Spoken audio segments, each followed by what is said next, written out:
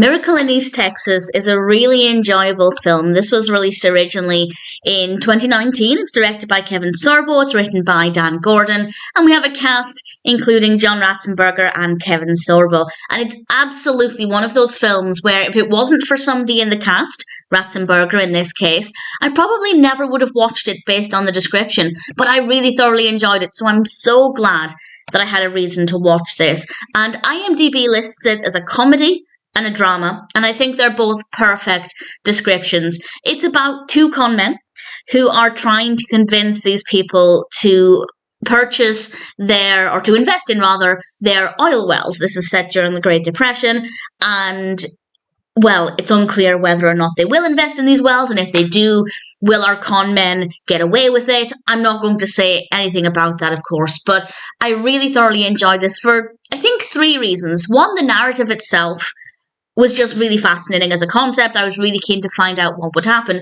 2, Kevin Sorbo and Ratzenberger are just absolutely brilliant. Everybody gave really great performances, but their characters in particular I found to be really captivating. And the third reason, and if somebody wants to tell me this is not correct, I understand, but I found it to be very atmospheric. I don't know enough about the Great Depression to say that actually this is accurate, the clothing's accurate, the language is accurate. I have no idea.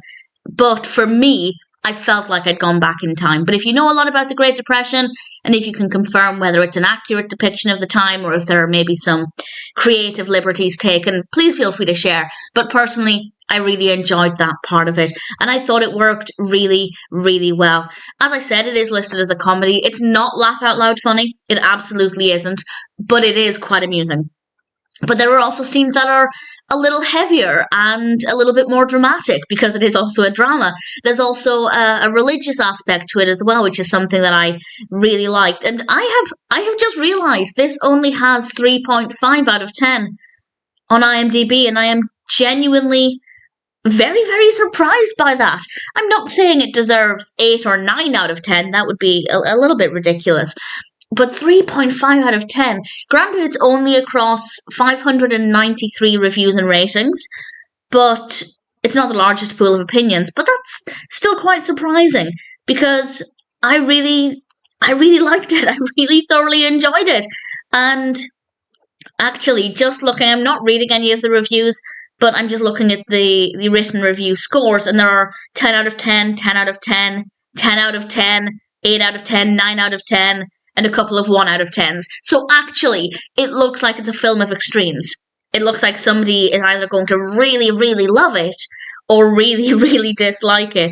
And with that in mind, I guess I can sum up by saying I personally really thoroughly enjoyed Miracle in East Texas. As I said, based on the description, if that's all I had to go on, I probably would never have watched it, or it definitely wouldn't be anywhere near the top of my to-watch list. But I am currently watching every feature film featuring the Cheers cast. That was a bit of a tongue twister. And obviously, Ratzenberger is fabulous in this. But even if he wasn't in this, as long as the casting and acting were up to standard, I think I still would have absolutely adored this. So I'd say check it out. Clearly, it's not for everybody.